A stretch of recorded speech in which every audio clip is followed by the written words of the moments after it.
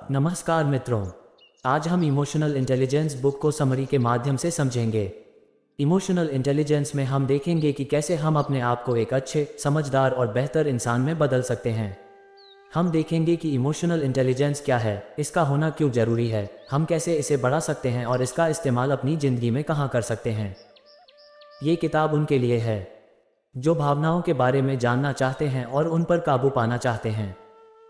वे जो एक अच्छा लीडर या मैनेजर बनना चाहते हैं। वे जो सफलता, सेहत और इमोशनल इंटेलिजेंस के बीच के संबंध के बारे में जानना चाहते हैं। चलिए जानते हैं लेखक के बारे में। डैनियल गोलेमन एक लेखक और एक साइंस जर्नलिस्ट हैं। वे पिछले कई सालों से दिमाग और व्यवहार से संबंधित बातों के बारे में रिपोर्ट कर रहे हैं।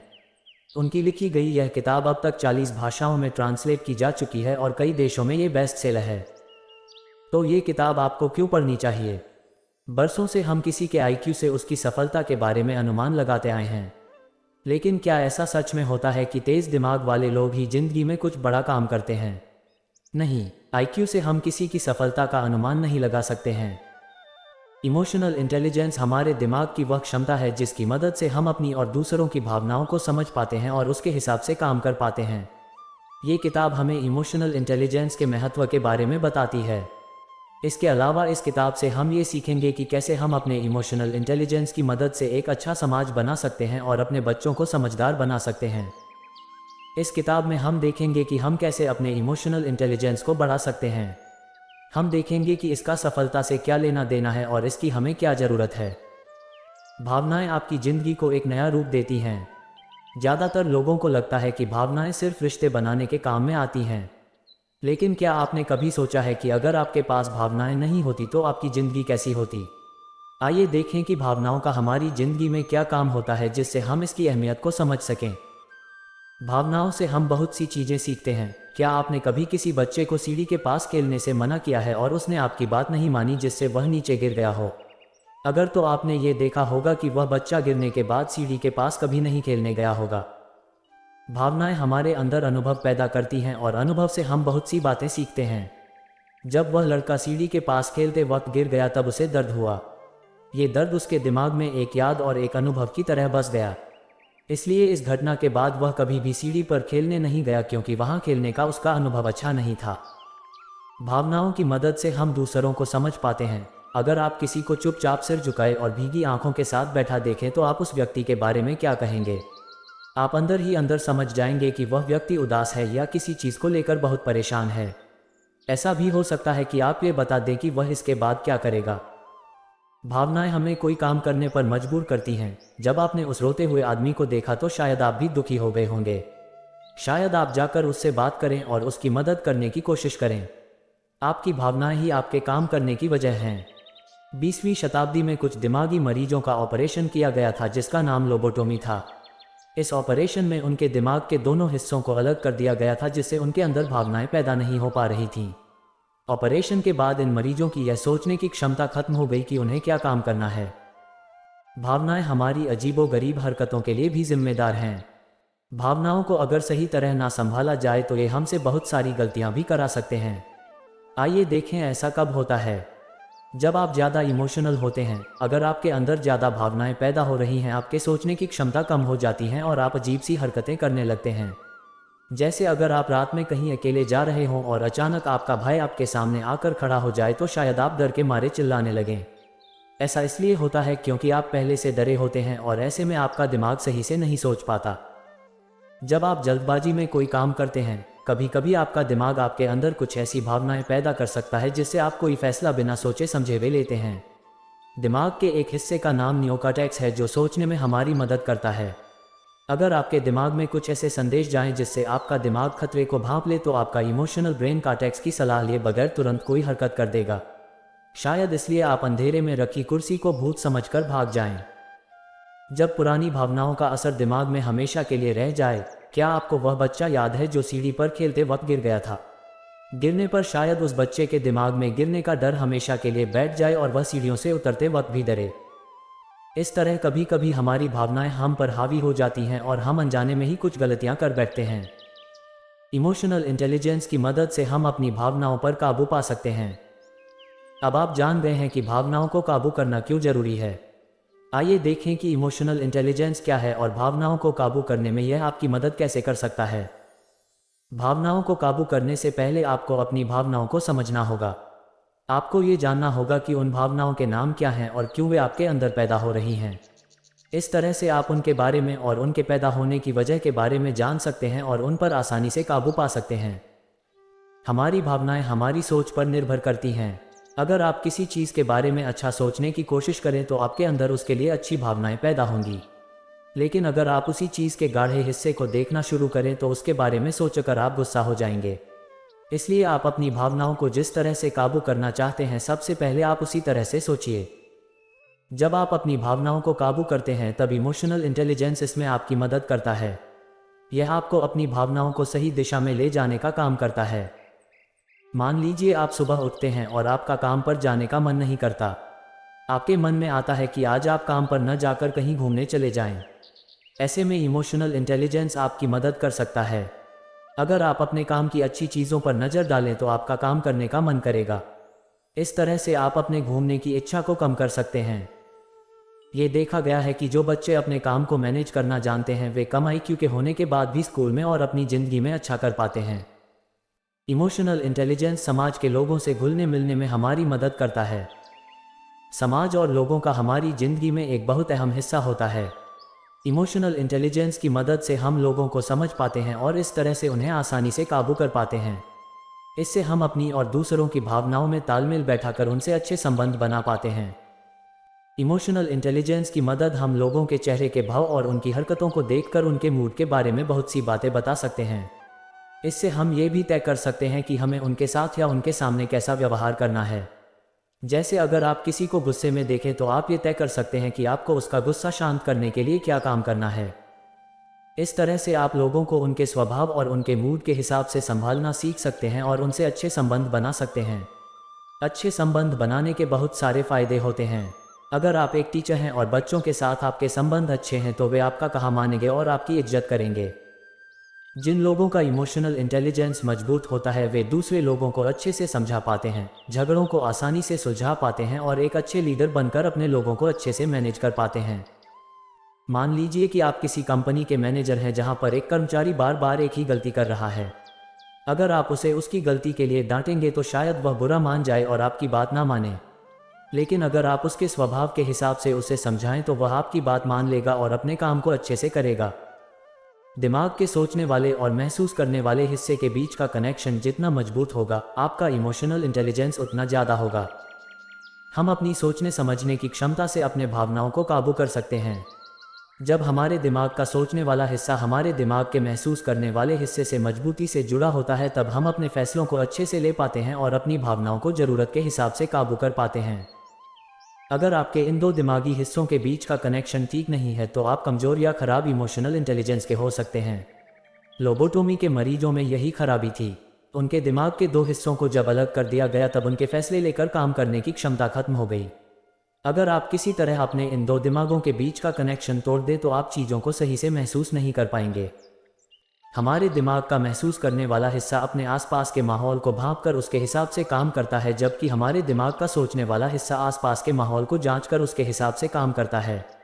जब ये दोनों हिस्से बैलेंस में रहते हैं तब हम सही तरह काम कर पाते हैं और हम इमोशनल इंटेलिजेंट बन जाते हैं। अगर आप कहीं ज़ोर से धमाके की आवाज़ सुने तो आपका इमोशनल ब्रेन खतरे को तुरंत भांप लेगा और आप पता नहीं क्या क्या सोच लोगे। कहीं ये गोली चलने की आवाज़ तो नहीं, कहीं गैस सिलेंडर में विस्फोट तो नहीं हुआ। लेकिन अगर आप एक बार अपने आसपास नज़र घुमा कर देखें कि यह आवाज़ कहाँ से आई और आपको पता लगे कि यह पटाखे की आवाज़ थी तो आप नहीं डरेंगे। इस तरह से हम सही फैसले ले पाते हैं। अगर आपका इमोशनल इंटेलिजेंस ज़्यादा है तो आपके कामयाब होने की संभावना भी ज़्यादा है। आपने स्टैनफोर्ड यूनिवर्सिटी के मार्शमेलो टेस्ट के बारे में सुना होगा। इस टेस्ट में कुछ 4 साल के बच्चों को एक कमरे में मार्शमेलो के साथ बैठा दिया गया और उनसे कहा गया कि अगर वे अपने आप को मार्शमेलो खाने से 30 मिनट तक रोक लेंगे तो उन्हें 30 मिनट के बाद 2 मार्शमेलो दिए जाएंगे। जिन बच्चों ने अपने आप पर काबू पा लिया वे आगे चलकर हर तरह से कामयाब हुए। जिन लोगों के पास इमोशनल इंटेलिजेंस ज़्यादा होता है वे अक्सर सफल होते हैं। इससे वे एक अच्छे मैनेजर बन सकते हैं और लोगों को अच्छे से काबू कर पाते हैं। लेकिन जो लोग खुद पर काबू नहीं कर पाते वे सफल नहीं हो पाते। सफलता के लिए अनुशासन जरूरी है और अनुशासन को बनाए रखने के लिए खुद पर काबू पाना जरूरी है। इसके अलावा इमोशनल इंटेलिजेंस आपको सेहतमंद भी रख सकता है। इमोशनल इंटेलिजेंस की मदद से आप अपने गुस्से और बेचैनी को काबू कर सकते हैं। अगर आप अपने अंदर की नेगेटिव भावनाओं को काबू कर लें तो आप अपने आप को तनाव से बचा सकते हैं और अपने दिमाग को खुश रखकर आप एक सेहतमंद जिंदगी जी सकते हैं। एक स्टडी में यह पाया गया कि जो लोग तनाव में रहते हैं वे बहुत जल्दी बीमार पड़ जाते हैं। इस तरह से हम कह सकते हैं कि तनाव हमारे इम्यून सिस्टम को कमज़ोर करता है, जिससे हमारी रोगों से लड़ने की क्षमता घट जाती है। इसके अलावा तनाव की वजह से हाई ब्लड प्रेशर का खतरा होता है, जो हार्ट अटैक के खतरे को बढ़ा देता है। अगर आप गुस्से, तनाव और बेचैनी जैसी भावनाओं पर काबू पाना सीख लें तो आप एक सेहतमंद जिंदगी जी सकते हैं। किसी देश का भविष्य वहाँ के बच्चों के इमोशनल इंटेलिजेंस पर निर्भर करता है। अब तक हमने देखा कि किस तरह से अच्छे इमोशनल इंटेलिजेंस से हम एक बेहतर और कामयाब इंसान बन सकते हैं। इमोशनल इंटेलिजेंस की मदद से हम दूसरों की भावनाओं को अच्छे से समझ पाते हैं और उसी के हिसाब से काम कर पाते हैं। इसका मतलब अगर आपका इमोशनल इंटेलिजेंस ज़्यादा है तो आप डकैती, मर्डर या रेप जैसे अपराध नहीं करेंगे। जो अपराधी किसी के साथ बेरहमी करते हैं उनमें इमोशनल इंटेलिजेंस बहुत कम होता है। अगर हम अपने बच्चों में इमोशनल इंटेलिजेंस को बढ़ावा दें तो वह आगे चलकर एक अच्छे नागरिक बन सकते हैं। कम इमोशनल इंटेलिजेंस से अपराध के अलावा शराब और ड्रग्स की लत भी बढ़ती है। जो लोग नशा करते हैं वे भी अपनी भावनाओं को अच्छे से काबू नहीं कर पाते हैं, जिसकी वजह से वे अपने तनाव या अपनी बेचैनी से बचने के लिए इन चीज़ों का इस्तेमाल करते हैं। अगर एक बच्चा ज़्यादा इमोशनली इंटेलिजेंट लोगों के बीच पले बढ़े तो उसमें भी ज़्यादा इमोशनल इंटेलिजेंस होता है। इसलिए यह ज़रूरी है कि पेरेंट्स अपने अंदर के इमोशनल इंटेलिजेंस को बढ़ाएं, जिससे उनका बच्चा आगे चलकर एक अच्छे नागरिक में बदल सके। जिन बच्चों के अंदर इमोशनल इंटेलिजेंस ज़्यादा होता है वे दूसरों को चिढ़ाते नहीं हैं। वे अपने टीचर के और अपने आसपास के लोगों की भावनाओं को समझ पाते हैं, जिसकी वजह से लोग उन्हें पसंद करते हैं। और अगर सभी बच्चों में ज़्यादा इमोशनल इंटेलिजेंस हो तो वे आपस में प्यार से रहकर अपने झगड़े खुद ही सुलझा सकते हैं या झगड़ा होने से पहले ही उसे रोक सकते हैं। अपने देश के बेहतर भविष्य के लिए हमें अपने बच्चों को इमोशनल इंटेलिजेंट बनाना बहुत ज़रूरी है। इमोशनल इंटेलिजेंस को बढ़ाने के बहुत से रास्ते हैं। अब आप ये सोच रहे होंगे कि क्या आप अपने इमोशनल इंटेलिजेंस को बढ़ा सकते हैं। इसका जवाब हाँ है। बहुत सारे ऐसे एक्सरसाइज हैं जिनकी मदद से आप अपने इमोशनल इंटेलिजेंस को बढ़ा सकते हैं। आइए उनमें से कुछ पर नज़र डालें। आप सबसे पहले अपने अंदर की भावनाओं को सवाल करके उन्हें पहचानिए। जैसे अगर आपके किसी दोस्त ने आपको अनदेखा कर दिया जिसकी वजह से आप परेशान हैं, तो आप अपने आप से यह सवाल कीजिए कि आप परेशान क्यों हैं। अब इसका जवाब आपको मिलेगा कि आपके दोस्त ने आपको अनदेखा किया जिसकी वजह से आप परेशान हैं। अब जब आपने अपनी भावना और उसकी वजह को पहचान लिया है तो आप उसे किसी और दिशा में ले जाए। आप खुद से पूछिए कि उसने आपको अनदेखा क्यों किया। इसका जवाब आपको मिल सकते हैं कि शायद वह किसी गहरी सोच में रहा होगा जिसकी वजह से उसने मुझे नहीं देखा। इस तरह से आप अपने तनाव पर काबू पा सकते हैं। अगर आप किसी को सांत्वना देना चाहते हैं तो उनकी नकल कीजिए। इससे आप उसकी भावनाओं को महसूस कर पाएंगे और उसे समझकर आप अपने अंदर से उसे राहत पहुंचाने के लिए कुछ शब्द निकाल पाएंगे। अगर आप खुद को हमेशा प्रेरित रखना चाहते हैं तो आप अपने सोचने का तरीका बदलिए। हमारे सोचने का तरीका हमारी भावनाओं से जुड़ा होता है। अगर आप अच्छा महसूस करना चाहते हैं तो आप अच्छा सोचिए। अगर आप हार गए हैं तो आप अपने आप से पूछिए कि जीतने वाले ने ऐसा क्या किया जो वह जीत गया। या आप खुद से पूछिए कि आप क्या कर देते जिससे आप जीत जाते। इससे आपको अपने अंदर सुधार करने के अलग अलग रास्ते मिल सकते हैं, जिसका इस्तेमाल कर आप फिर से कोशिश करेंगे और जीत हासिल कर सकेंगे। लेकिन अगर आप हारने पर सोचते हैं कि यह आपकी किस्मत में नहीं था या आपकी किस्मत खराब है तो आप कभी दोबारा कोशिश ही नहीं करोगे। इमोशनल इंटेलिजेंस से आप अपनी ज़िंदगी में काफ़ी अच्छे बदलाव कर सकते हैं। अब आप ये सवाल पूछ रहे होंगे कि इमोशनल इंटेलिजेंस का इस्तेमाल आप अपनी ज़िंदगी में कहाँ कर सकते हैं। इसका सबसे अच्छा जवाब है अपने रिश्तों को बनाए रखने में। अगर आप इमोशनली इंटेलिजेंट हैं तो आप अपने परिवार वालों की समस्याएं सुनेंगे और कुछ ऐसा काम करेंगे जिससे उन्हें राहत मिले। अक्सर यह माना जाता है कि लड़कियां भावनाओं से भरी होती हैं और लड़कों के अंदर भावनाएं कम होती हैं या वे अपनी भावनाओं को जाहिर नहीं करते हैं। ऐसे में अगर लड़कियां कोई परेशानी लेकर आएँ तो लड़के उसका समाधान बताने लगते हैं, जबकि यह सही नहीं है। समस्या का समाधान हर कोई ढूंढ सकता है। वह आपको अपनी समस्या इसलिए बता रही है ताकि आप उसकी भावनाओं को समझकर उसे सांत्वना दें, जिससे वह अच्छा महसूस कर सके। इस तरह से आप अपने पार्टनर को अच्छे से समझ सकते हैं। इसके अलावा जब आपका किसी से झगड़ा हो रहा हो तो बेहतर है कि आप शांत हो जाएं, जिससे झगड़ा सुलझ जाए। कभी कभी शांति से जिंदगी जीना अपने आप को सही साबित करने से ज़्यादा अच्छा होता है। झगड़ा करने के बाद आप तनाव में जा सकते हैं, इसलिए बेहतर है कि उसे पहले ही सुलझा दें। अगर आपको किसी की गलती के लिए उसकी बुराई कर रहे हो तो रुकिए, आप गलती की बुराई पर ध्यान दीजिए, ना कि उस व्यक्ति की बुराई पर। आप उसे बताइए कि उसने क्या गलत किया और उसे सुझाव दीजिए कि वह उस गलती को सुधारने के लिए क्या कर सकता है। इस तरह से वह व्यक्ति अपनी आप को गिरा हुआ महसूस नहीं करेगा और ना ही वह आपके लिए अपने अंदर गलत भावनाओं को पैदा करेगा। तो इस किताब से हमने सीखा, अपनी और दूसरों की भावनाओं को अच्छे से समझकर उसके हिसाब से सही फैसले ले पाना ही इमोशनल इंटेलिजेंस है। इसकी मदद से हम बढ़ते अपराधों को रोक सकते हैं, एक अच्छा समाज बना सकते हैं, सफलता पा सकते हैं और खुद को एक खुश इंसान में बदल सकते हैं। हम खुद से सवाल करके इसे बढ़ा सकते हैं और इससे अपने रिश्तों को मजबूत बना सकते हैं। अपने बच्चों से कहिए कि वे अपनी भावनाओं को आपके साथ बांटें। आपके बच्चों को अपनी भावनाओं की सही समझ नहीं होगी, इसलिए आप उनसे बातें करके उनकी भावनाओं को नाम दीजिए और उस भावना को इस्तेमाल करना सिखाइए। उनकी तारीफ कीजिए। अगर आपका बच्चा कोई अच्छा काम करके आता है या फिर अच्छे नंबर लेकर आता है तो आप उसकी मेहनत और उसकी सफलता के लिए उसकी तारीफ कीजिए। ऐसा करने से उसका हौसला बढ़ेगा और अगर आप उसकी मेहनत की तारीफ करोगे तो वो भविष्य में और ज़्यादा मेहनत करने के लिए प्रेरित होगा। दूसरों की गलतियों की बुराई कीजिए, ना कि उस व्यक्ति की। आप दूसरों की गलतियों में खराबी निकालिए, ना कि उस व्यक्ति में। आप उन्हें बताइए कि वे किस तरह से अपनी गलतियों को सुधार सकते हैं। ऐसा करने पर आप उनके आत्मसम्मान को ठेस नहीं पहुंचाएंगे, जिससे वे आपकी इज्जत करेंगे। झगड़े के वक्त शांत रहना सीखें। शांति से जिंदगी जीना खुद को सही साबित करने से ज़्यादा जरूरी है, इसलिए आप झगड़े के वक्त शांत हो जाए। इससे झगड़ा तुरंत ही खत्म हो जाएगा।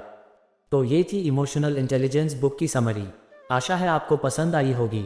अपने मत व सुझाव कमेंट करें और चैनल को सब्सक्राइब करना ना भूलें। नमस्कार।